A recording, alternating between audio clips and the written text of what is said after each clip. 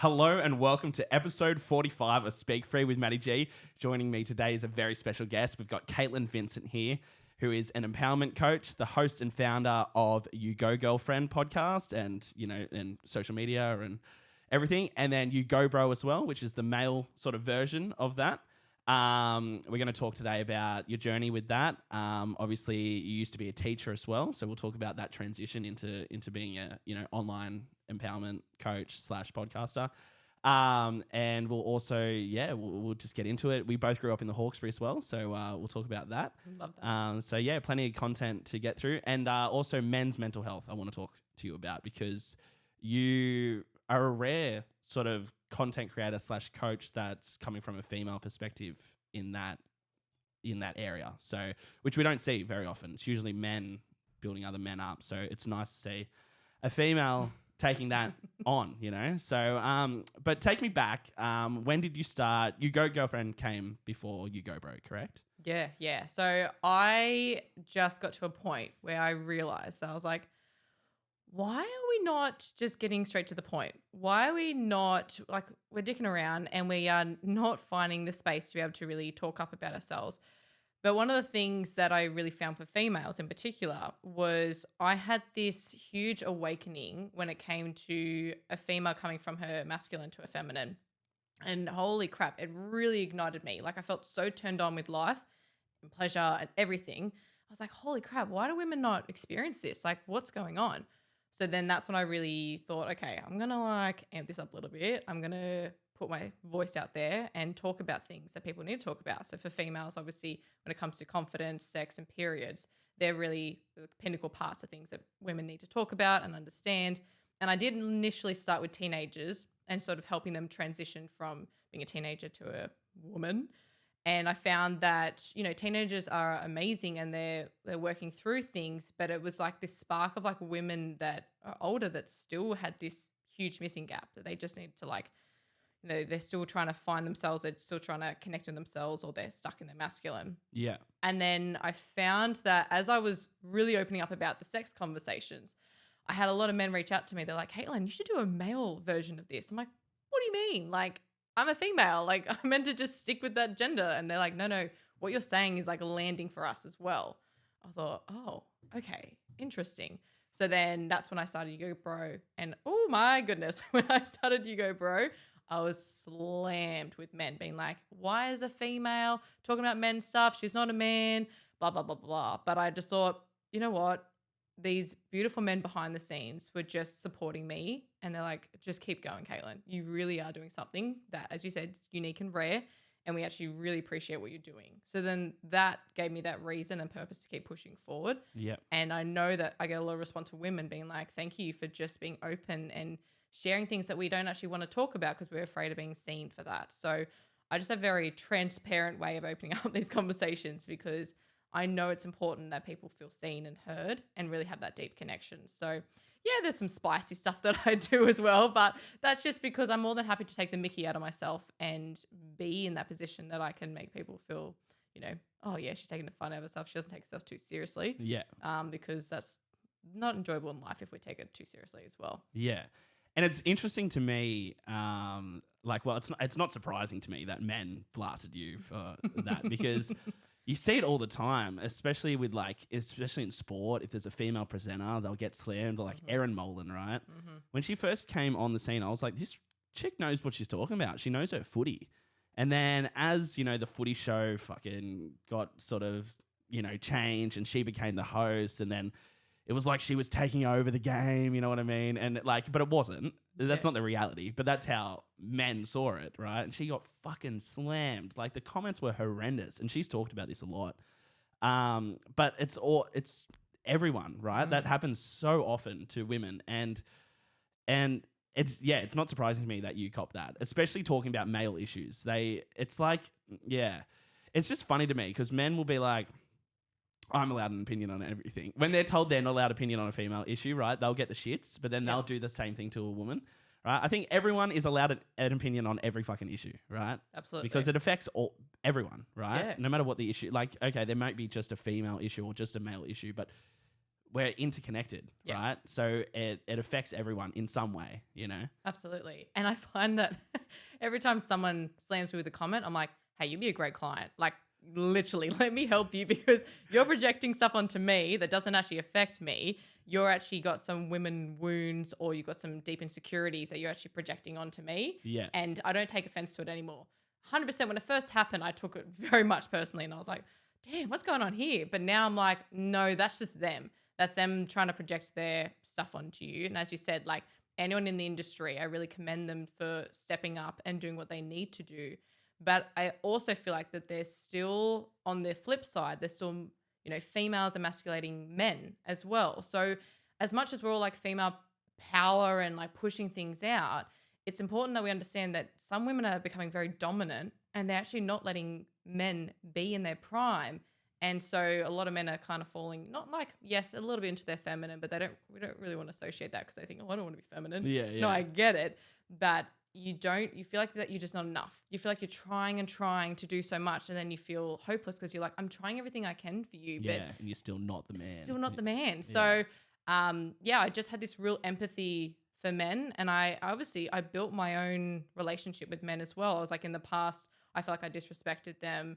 And then I was like, I need to change this because I'm clearly not attracting the people that I should be having around me. And I always was like a girl, loved hanging out with boys, as friends. Like I always had that companionship with men.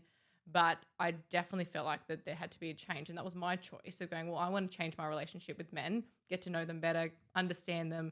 And the receptivity has been amazing because men are like, I really appreciate that. Yeah. And I think that's what, especially today's, climate that we're in, is men do feel like they can't just be men, anymore. And then also you'll get, the media hating on people who are sort of sticking up for that, whether it's Jordan Peterson or it's Andrew Tate or it's these, people who have put that out there and sort of stood up for traditional male values, or just traditional values. Men and women both have roles, right, in society. That's what I fully believe in. Do I think women should be at home all the time? No, I don't think that, right? Like I'm not that crazy, but I think there are clear differences in the two genders, by the way. Fucking come for me. I don't care.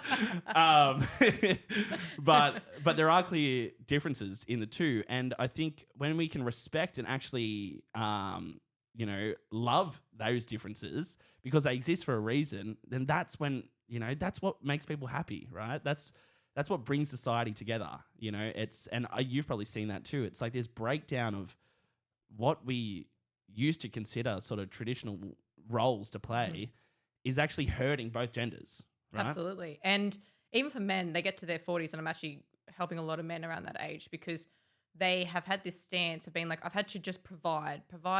And then all of a sudden they get to 40, like, who am I? Like, have I actually got to know myself? Do I actually know what I want and what I'm after? And they're having this huge, like, I hate when people say midlife crisis. It's more of an awakening. Like, you really just have this moment of going, I'm going to make a choice. I'm either going to continue what I'm doing and just sort of settle, or I'm going to up level and take it to the next level.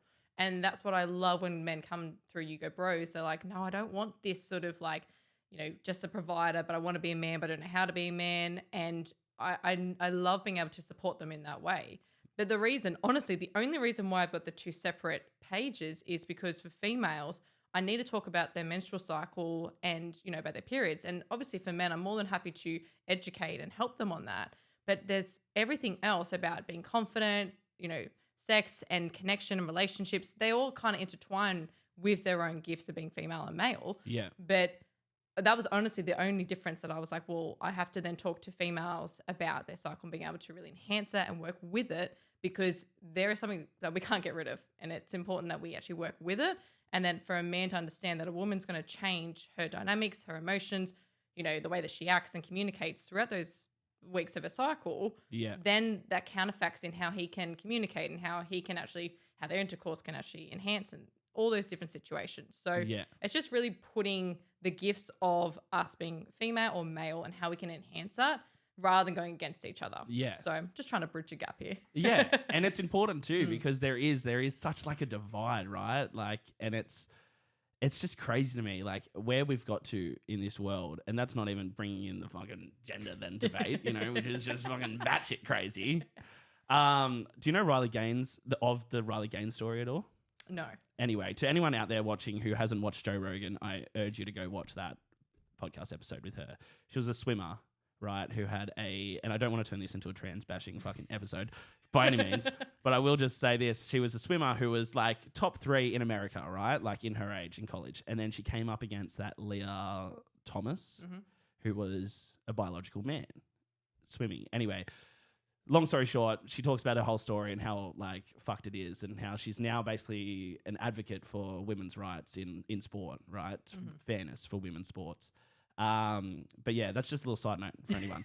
But yeah, go and check it out. It's a fucking great episode. She's got but yeah, she talks about, you know, a lot of this like craziness, and she's got traditional values and she stands up for them, and she's copped it, man. She's copped some absolute hate, and like people have even tried attacking her at like talks she does at colleges and everything. But yeah, mental. But I think we are in like a culture war at the moment to fight for these sort of like traditional, it doesn't have to like, progress always needs to be made, right? Yeah. Absolutely. But I think we've gone too far. That's what I think. And I think we've lost the foundation of who we actually are and how we actually connect with each other, right? Because there is just so much negativity towards each other now, you know? Yeah. Like normal things, right? Like a man going up to a girl and buying her a drink at the bar is so frowned upon now. Like, well, I don't need you to fucking buy me. It's like, bro, it's just a nice thing, right? Can we just see things as nice things, right? Rather than like, fuck. If someone bought me a drink, I'd be like, fuck yeah. Fucking drinks are expensive, bro. That's why I do drugs. Oh, don't worry. And we're forgetting that finesse. And I always find I hated when I was going out and like, yeah, like a guy would come up and dance and whatnot. And there's this limit of accepting what they are giving you and receiving it. And then there's a boundary of where you feel safe at. And that's the only part that I want people to really rate on is if you are in a situation and you've just judged someone and gone, no, then that's not fair. Like that's where our boundaries are got to way out of whack. Yeah. But it's until you have just received what it is. But if you really feel to that point of unsafety, that's when the alarm bells go, okay, I don't want to continue or go with that situation. So that's the whole whirlwind of it all. Yeah. And I also feel for girls in that situation too. One time I was leaving a pub, right?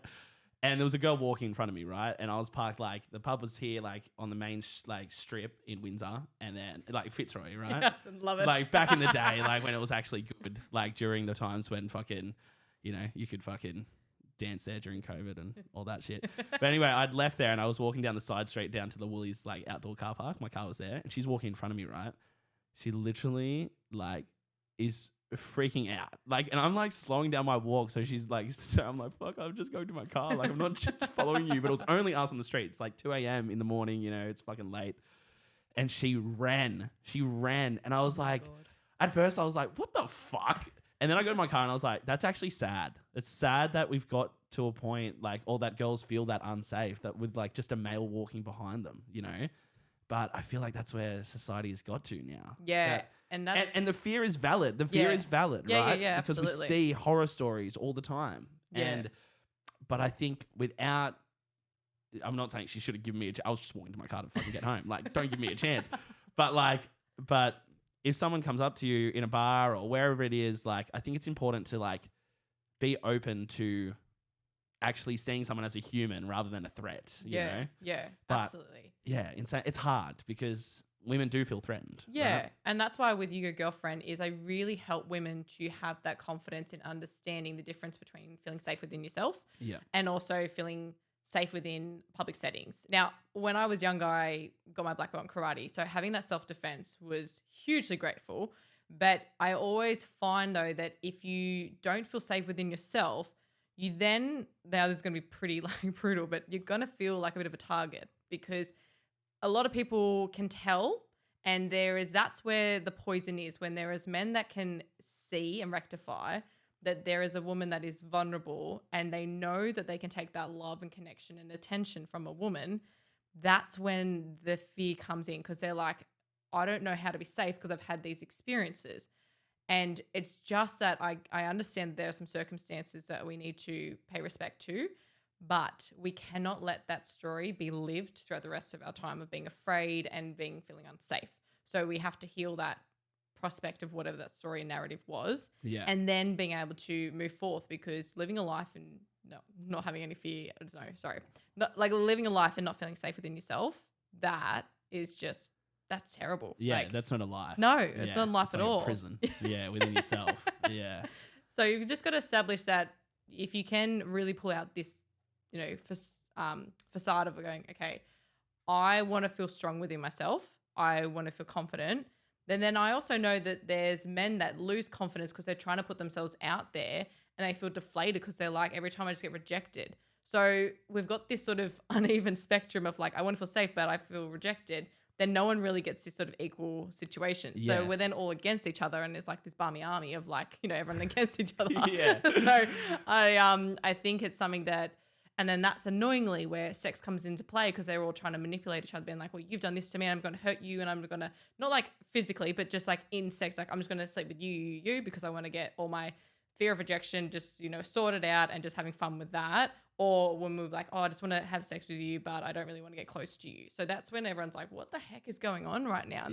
Like it's just intensifying from there. Yeah. Yeah. It's a fucking... Don't worry. And I understand that sometimes these conversations can lead to the way that men and female are. But one thing I'm really, really excited to know, that I just am here to make sure that every individual for their needs gets heard, just as a human being. Yeah. Like, I know that there's the two entities and I'm speaking to two different people. Yeah. Business lens, you have to, because you got to do different marketing. But the thing that's so rewarding is seeing people realize that, I had a guy from America this morning that rang me, just wanted a quick little chat about him in a relationship situation. And he's just like, Katelin, you know what I loved is you just gave me honest feedback. There's no airy-fairy. There's no, sugarcoating things. It's just straight to the point. Yeah. People want to get on with their lives. They don't want to, harness in on like, okay, so I got to keep working on myself. Okay, cool. And then they don't know how, what to do. So I'm like, I'll give you the examples. I'll give you exactly what you need. And then you go about and do what you need to do. Yeah. And that's awesome. Actually, I've been doing a bit of research lately on like therapy and how for certain people, especially teens, it's the traditional therapy route of like, come and talk about your feelings, and that it actually doesn't help them. It hurts them because they're bogged down in these 2-day feelings of depression and sadness, right? Because someone did something, right? There's like a specific thing that happened, right? And then they talk about it, and then they think about it, and then they get in their head, and then it's like, that's not a healthy way, right? No. What's healthy? Therapy for people who are actually suffering with like a chronic mental condition, 100%. Fucking go see a therapist, right? Work through your shit. Or people who've gone through extreme trauma, go see a therapist. But I think if you're just like a little bit down in the dumps, you don't need to go to a therapist, right? A life coach or an empowerment coach is a way better option, because they're going to give you proper tools that you can then just take away and use and learn and, attribute to your life, and you'll feel fucking fuck done better. My mate Ricky is actually, he's a life coach as well. And not that I've ever paid him for anything, but we've had certain chats on, he's always sober, but these chats always seem to happen when I'm fucking off my head. But the best times, apparently. Everyone opens up then. But I do take things he says from it. And I've learned a lot from him, like especially in the last 2 years. I went sober last year, at the start of last year. Amazing. I'm not sober now. No, I was gonna say, for that period of time. That period of time, it was it was good. But you learn a lot about yourself when you are so much in that presence of being sober. Well, what it is, like what it was for me, it was that it's not the drugs or the alcohol that's the issue. Mm-hmm. What you find out is it's what was causing you to do the drugs. That's the fucking issue, right? That's the real issue, and that's what you got to work on. And for over 3 months there, I learned so much about myself that I've taken now. I haven't gone back to how I was at all. Like I like to have fun here and there. Don't get me wrong. It's a fucking good time, right? Yin and yang. Yeah. Well, now I have a thing, right? Never use drugs to make a bad time good, but you can use drugs to make a good time great. So I feel like that's fair. I feel like it's fair. Yeah. If you're in a good headspace, right, and you just want to enhance the experience, absolutely, fucking go for it. And especially mushrooms and that. I talked about this on the podcast that just came out. I don't know why they're illegal. I have no idea. No idea. They're fucking brilliant for you. They are fucking brilliant for you. if the whole world just did mushies one day, fuck, mate. Yeah, you would have loved the topless boat party that I was on. There. Oh, really? All on mushrooms. mushies? Yeah. Fuck yeah. Topless too. Yeah. Fucking oath. Exactly. Topless on mushies. Fuck, everyone would have 3 tits. Yeah, it was next level. I was at Pitch Festival just recently, and I was trying to take my contacts out like at night while I was on mushies because I came back. And I'm not kidding you. Like, I take my contacts out like this. I'm looking in the mirror, and my eyeball was growing out of my fucking head. And I was like, nah. I can't do that. Can't do it right now. Fuck me. But yeah, it was fun. It was good fun. But yeah, I do like a bit of fun. But back to, I went sober, and I learned so much about myself. And I feel like when you really do start to look inward in an honest way, right?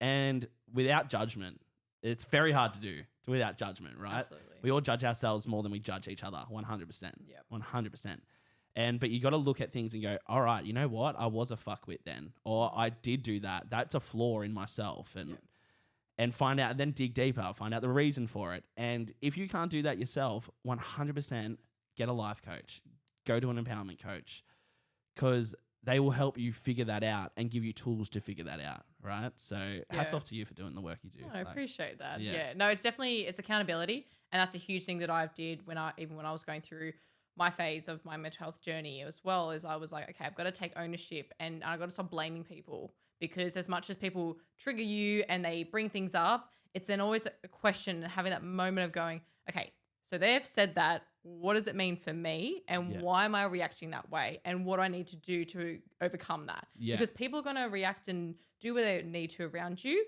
but it's what's happening within.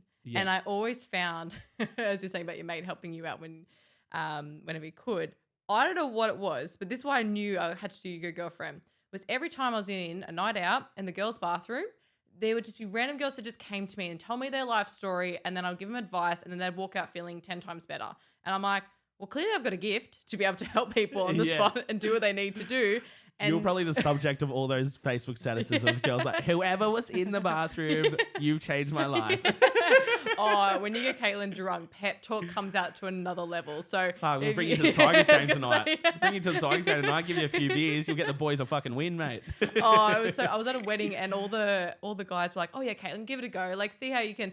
And I nailed every single one of them. They're like, what the fuck, Katelin? How did you know that about me? And I was like, I just know. Like, I don't know. I can't tell you anymore, but I just know. But I know, though, being a teacher, we learn about the psychology of children and their behaviors. And as a kid, you don't really know what to do or how to do or what your reaction is. But as an adult, you have a choice in those emotions and those reactions. Yeah. So a lot of the time we had this thing when we were younger that we were just yearning for these deep connections, but we didn't know how to express it. And now we do, but we're finding it in a weird way of doing it. So as long as we can bridge those two together, then that's where it really enhances from there as well. But I just find that a lot of people are staying with their behaviors of what their parents are doing or the patterns of the society. It's so generational, and isn't it's it? like, oh, let's cut that. It really is a generational cycle, though. Yep. Like, you realize as you get older how much you are like your parents. Absolutely. And it scares the fuck out of me.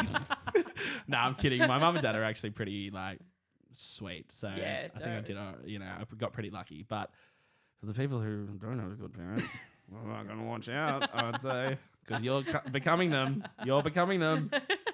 You're becoming the person you hate. No, but there is a way to break that cycle, right? And I think now a lot more people are doing that than ever before. A lot more people want to work on themselves than ever before. Mm-hmm. Men and women, go on their healing journeys, and almost said that in a sarcastic way. And I was like, I better pull myself out of that. Love that. No. But I find that it's a word that annoyingly has got this woohoo around it. It does, yeah. And I know that people are just like, oh, I don't want to do that. But you'd be surprised at when you're able to pinpoint and get the right questions and the realization. Like, even I was helping a father, and he realized the love that he wasn't getting from his own father. And then all of a sudden he became overprotective with his children now. So he's like, I don't understand what's happening. And I just pinpointed to him, and he's like, whoa, I need to change my ways with my kids and just support them and let them choose their own decisions. And I need to bridge this gap between me and my father. So I do like to say bridge the gap, but I also like to say healing, because it is like you've been holding on to this shit for so long. this emotional barrier that's been in your body for such a long time. Yeah. And yet you're happy to keep that? Nah. We have to release it. We need to get it off, and you feel energetic weight just come off completely. And that's when you feel good about yourself. Yeah. Like whenever we have this low energy, it's because we've got that emotional barrier that's stopping us. Yeah. Oh, I don't know what happened to my screen. Oh no. Oh no. Oh no. Oh no, everyone. Let me just try and fix that. It wanted to heal itself. Who's trying to connect to this fucking device, mate? Cancel that shit. Cancel. There we go. Oh no. Oh no. Oh no. Oh no. Hey, some things go wrong sometimes, guys. Whoever's on that Bluetooth, get fucked. They wanted mate. to get some free advice. Katelin, They're like, help me. if we just Bluetooth in, we might be able to get this recording. It's all right, guys. It's going to be available for free on Spotify, Apple Podcasts, and YouTube. Don't worry about it. All right? You'll fucking get it. Anyway, sorry about that. I can imagine if I didn't notice that the whole time. Lucky I did. Chloe, you're all good. Otherwise, people would be like, what podcast am I watching? They wouldn't fucking know. They wouldn't know. Just say pair on there. They've just zoomed into this point of the podcast. Oh, what is it? What is this? Fuck this. I don't even have a backdrop. Tell me about, so you're a Catholic school teacher, right? How long ago was that? So that was about 2 years ago. 2 years ago. You're still teaching. And when did you start teaching? So I started 5 years ago, but I went over to London and taught as Right, well. okay. Yeah. Taught predominantly in London, or were you? Yeah, predominantly in London. Yeah. I did start off primary. How's and- London, by the way? Oh, fuck. Loved it or hated it? Loved it. Loved it? Loved it. Loved I it? just, if you ever want to Did like. you come back during COVID? Was that why you came back? Yeah, Yeah. yes. Had to do hotel quarantine. Oh, Love that. What is going on, bro? Yeah. What is going on? We're clearly You know getting what? spooked. We are. We'll just turn the screen off. Doesn't matter. Fuck it at this point. So what was it like teaching over in London? It was actually really cute. Like being known as like the Aussie teacher, you get like really appreciated. And they talked about the kangaroos and koalas and all the classic things. I used to be like, oh, did you hear about the drop bears? And they're like, what? And I just went to town with them. But I loved it because you felt so much more accomplished because you could be like, well, I've got this now ticked off on my CV. Like I'm an international teacher now. Like this is mad. Yeah. The thing was though, luckily no one, knows what I'm doing right now from London, but I used to rock up to work very hungover so much because Really? the life of just partying, pubs and culture was insane over there. Right. Yeah. And I just was so blessed and thankful that I got to experience the best part of London and being, there when things were just going well. And even like when COVID hit though, we had we could still go to the park and drink and we would sneak to each other's places and still, have our fun time. But it didn't feel like we could really stop the way that Australia did. And I would go to Malta for a week or so because you could still travel. Oh, really? Yeah. So I was still doing life until they Were schools shut down in that at that time? Yeah, so Or- you had to do we had to do online, so we had to change it from in person to online learning, and then eventually brought it back, and then it was kind of like, no, we got to go back to online. And then obviously that part of checking in with the well-being of people was a huge thing that I thought this is something I really enjoy doing, Yeah. and making sure that parents were heard and their kids were heard and any support I could give. I said, I don't care about doing schoolwork. Are you okay? And a lot of people didn't really do that. They just kept trying to push it. And I was like, no, tell me how you are. And parents really appreciated that about it. Yeah. And then unfortunately my visa had finished and I had no choice but to come home. And I was trying to extend it, but the governments were just not at the time. It was too crazy, too hectic. And I don't, have any remorse on them. But during hotel quarantine, coming into Australia was fucked. It made me more anxious to come home than I ever have before. Really? Yeah. And how long were you in hotel quarantine for? So 14 days. Fuck. No fresh air. No fresh air. Nope. What a fucking joke that was, honestly. Yes. No, I don't know if you know what I feel about COVID, but I've been anti-government since then, right? I went to the protest, everything Love in that. Sydney. I spoke about this. It actually birthed this podcast. That was why I first initially started this podcast, was because I was sick of being shut down on fucking social media by these big tech companies who called me a liar, and now everything I said was fucking true anyway. So where's my apology gun?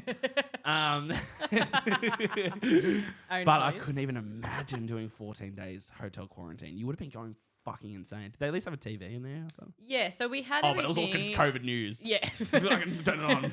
131 cases today. Can everyone freak out? That's the one thing I definitely did not do is I definitely did not choose any news to put myself into. Yeah. The thing that was really beautiful though was I had the scene of Sydney Harbour Botanical Gardens because I was in the Intercontinental right near Sydney Opera House, and I enjoyed the views and it was beautiful.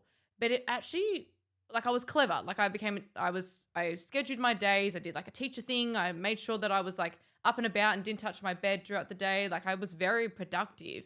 But it wasn't until I left after that I didn't realize what was going to happen with my nervous system. And the fact that I had all this overstimulating senses, my whole body went into a fight or flight response. And like my parents were hugging me and I was like, I can't even feel their love right now. I haven't seen them for years and I don't even know who I am and where I'm at right now. I felt so numb. Yeah. And having all these feelings. And then what I did, which is the wrong thing, was I suppressed it. I was like, don't worry about it, Katelin. Like, don't worry, I don't know what happened there, but it'll be fine. And then that's where my mental health went really bad because I was like, I would teach and the room would just black out.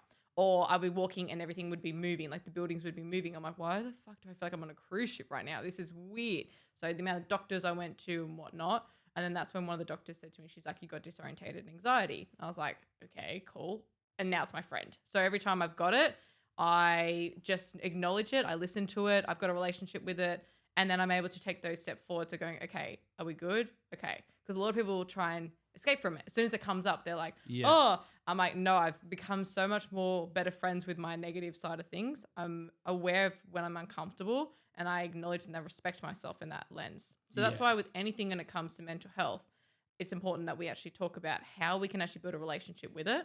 Because when I went and did a show in Newcastle and I was in front of the most countryest men that were hoping that it was going to be a comedy show with my mate Buster Kirby from Two Flogs. And so they thought there was going to be a comedy show, but what we said to them so many times, it's a mental health show. We will be funny, but like it's not all about the comedy. And I actually had to pull Buster in line because I could tell he was trying to be a comedian. And I was like, hey, we're here for a mental health show. And he's like, yeah, no, true. And then by the end of it, I had like 3 men cry as I was speaking. And they just felt so safe and open. And the fact that they didn't realize that they were the only ones not going through this alone. Yeah. And then all these mates had different conversations and discussions. Yeah, they had the like, oh, we thought it was a comedy show, whatever.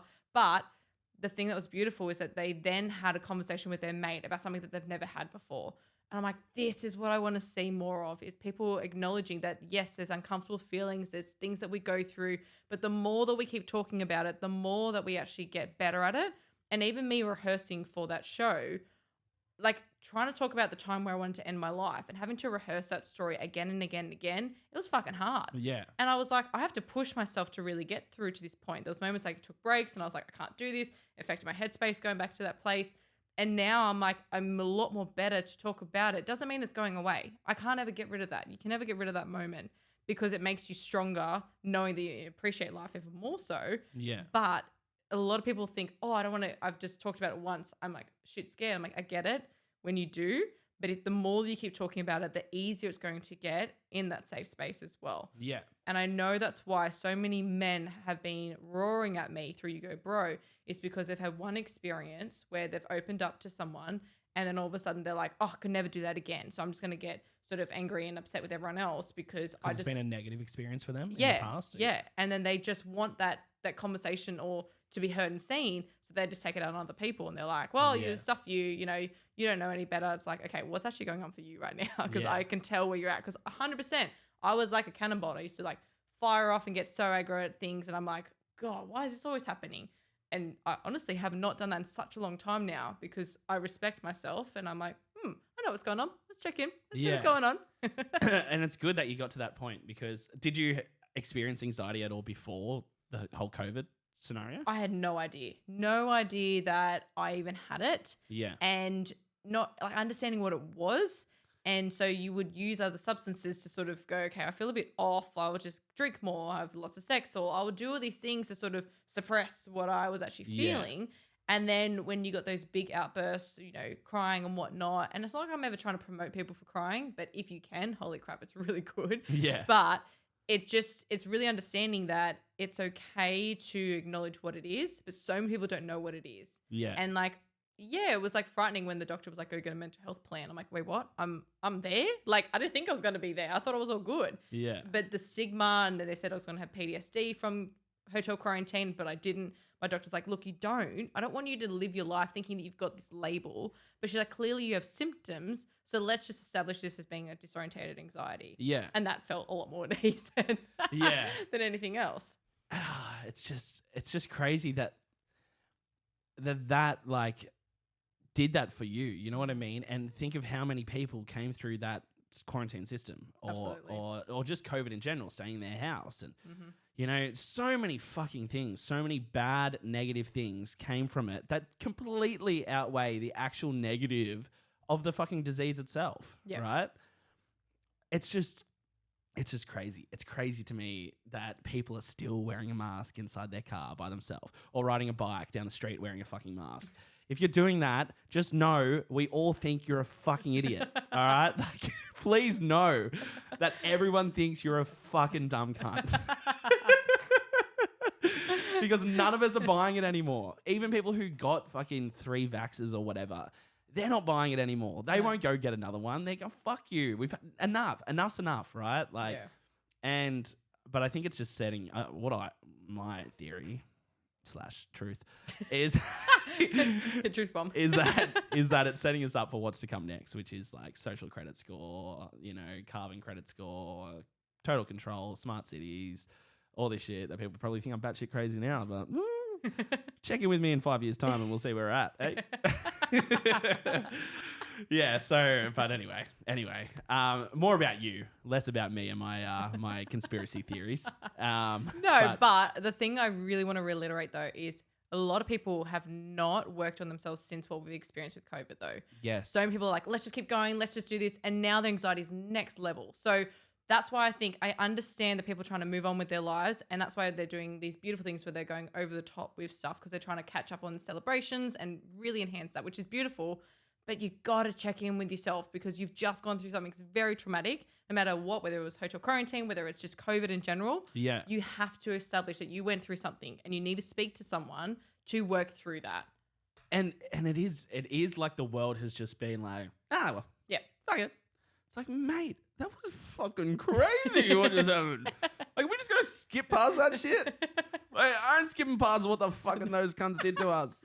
Yep. It was crazy. It was crazy. Like, get this fucking foreign medicine that's only been approved, like, hasn't even been approved, right? Yeah. It's emergency approval. Get that or you lose your job. Get that or you can't go overseas. Get that or you can't go see grandma in hospital. It's like, what the fuck? How did we get to that point? Remember they told us you can't dance. Yeah. You can talk, but you can't sing. What the fuck? Man, there's this funny, I love all these videos that are on there now of like amazing moments during, you know, COVID-19. And it was this woman, she's like, whatever you do, don't touch your eyes, face, or mouth. She goes, that is how it spread. And then she goes to her next page and she goes, like that. And it's like, it's fucking perfect. That's perfect. It's so good. Because it's like we were being run by fucking idiots. Like we had the dumbest of dumb people telling us how to live our lives. Like, and that's the truth. Listen to the experts. They weren't experts, mate. They were paid by the government and Big Pharma as a mouthpiece. That's all it is, right? That's all it is, you know? Oh, but they're a doctor. They're a doctor that are paid off, mate. That's not a doctor, okay? I know plenty of fucking GPs that were against it, you know? Well, I mean, don't know them personally, but they were on all these podcasts and they got banned and that. Those are the people I was listening to. If they're going to ban someone, right? It's like, well, fucking, they must be onto something, you know? If they're going to go out of their way to ban someone, you know, and try and rid them of social media and try and rid them of their platform, then it's like, well, maybe what they're saying is the fucking truth then that they don't want out. Because if it's just false, if it's just bullshit, right? But that's what they'll put it down to. Yeah. Oh, we can't have misinformation spread. No, that's not what it is. They can't have someone that goes against their agenda spreading information. Anyway, fuck, I've gone a bit deep there in the fucking conspiracy. No, but see, like, it's true. It's true. And it's something like even having this conversation, like it's reigniting things for a reason. So I don't ever think it's not important to talk about it. Because we do, But I think as well, like as you're saying, some people have their own way of like reading into the right people.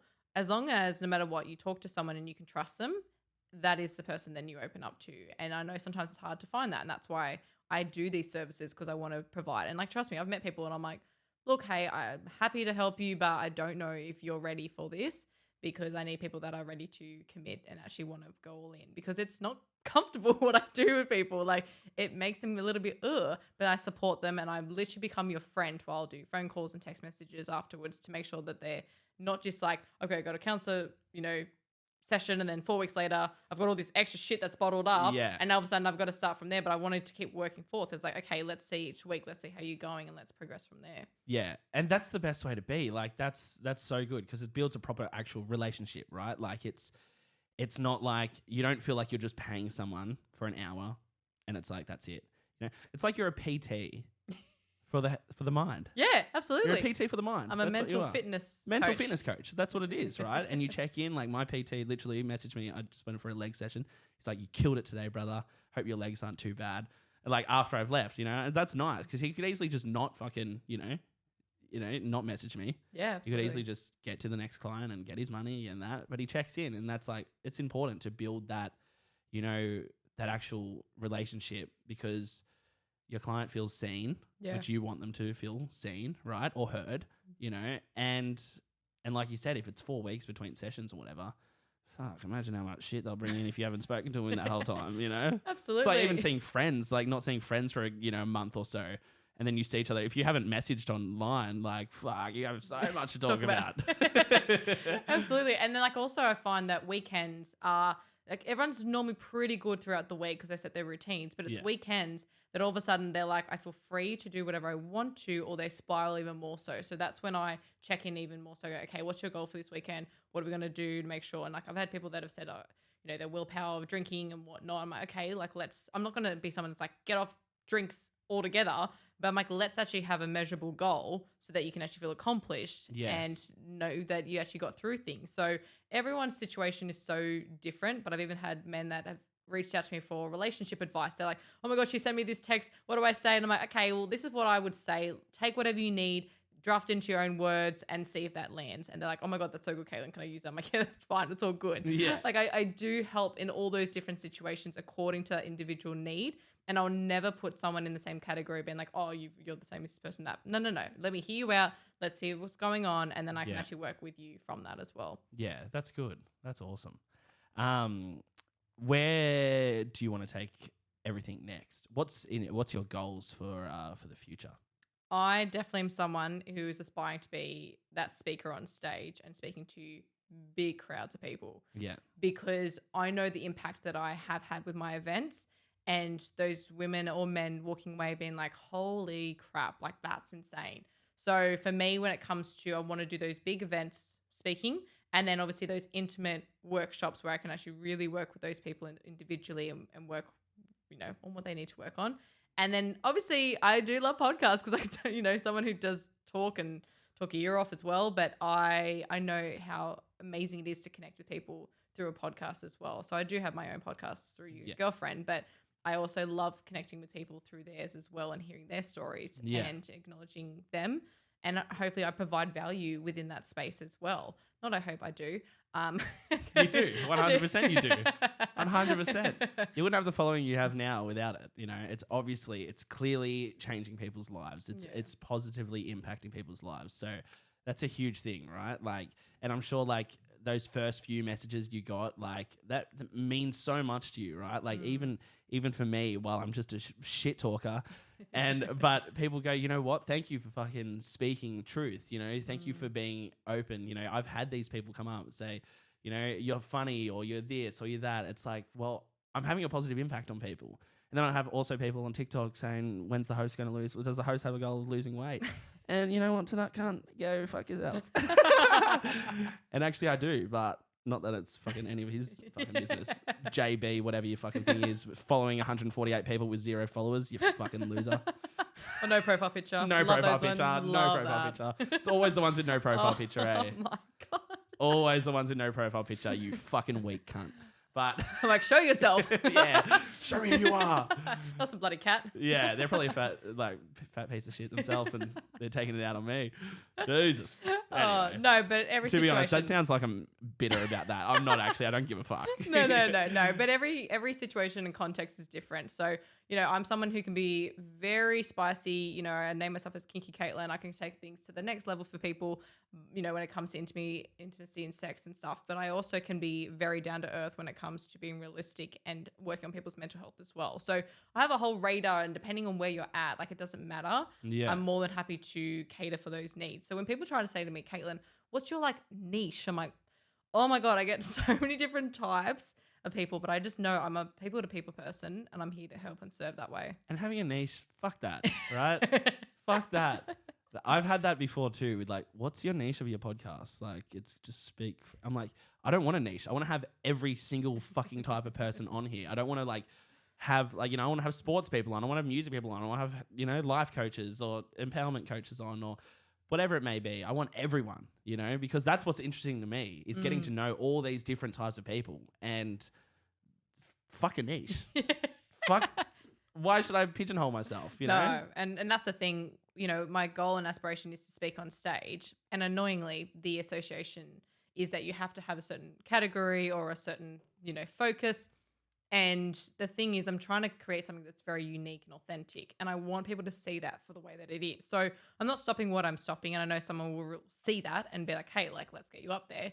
But for now, I just got to keep persevering, keep pushing through, because there's still this sort of barrier of you have to be, covered up. And like, even me doing my photo shoots and stuff, people are like, oh, should you be doing that as a professional? And I'm like, I've worked so fucking hard through releasing all the trauma and stuff and finally feeling so good about myself. Of course, I'm going to take it to the next level and be like, fuck yeah, I feel so good and empowered in my body, and I feel so free to express that. And so many women have yearned that, been like, oh my God, I'd love to do that, Caitlin. And I'm like, see, that's where I'm getting this base of oh God, okay, you either listen to people's noise or you just focus on what you need to do. And that's what I keep doing. I'm like, ignore the noise, just keep doing what you need to do. Yeah. And that's when the good keeps coming through. 100%. If you stick to your goals and your vision, and just, there will be noise. There will be so much noise. Oh my God, it doesn't stop. Right? But then it's like when people like us meet who are doing both, and for all sort of creatives and people who are trying to, make it, or, trying to do this sort of thing, whether it's a podcast, whether it's whatever it may be, is we connect so well together because we've all gone through that same sort of shit at some extent, maybe not on the same level, depending on how much success we've already had or whatever. But to some extent, you cop that fucking noise. And yeah, that's why we connect, because it's like, it's like you've got to have tunnel vision sometimes, and just stick to what you know and what you fucking want to achieve, and just go for it and don't stop, because when you stop, that's when the noise gets louder. Yeah. So, and that's why I really, really emphasize in some of the events that I do is I help people do anger releases in a really healthy way. Yeah. Because when we have so much noise, we can get upset or, talk about it, but we actually need to release it in an anger way, but in a way that's healthy. So a simple solution. Don't punch your missus. No.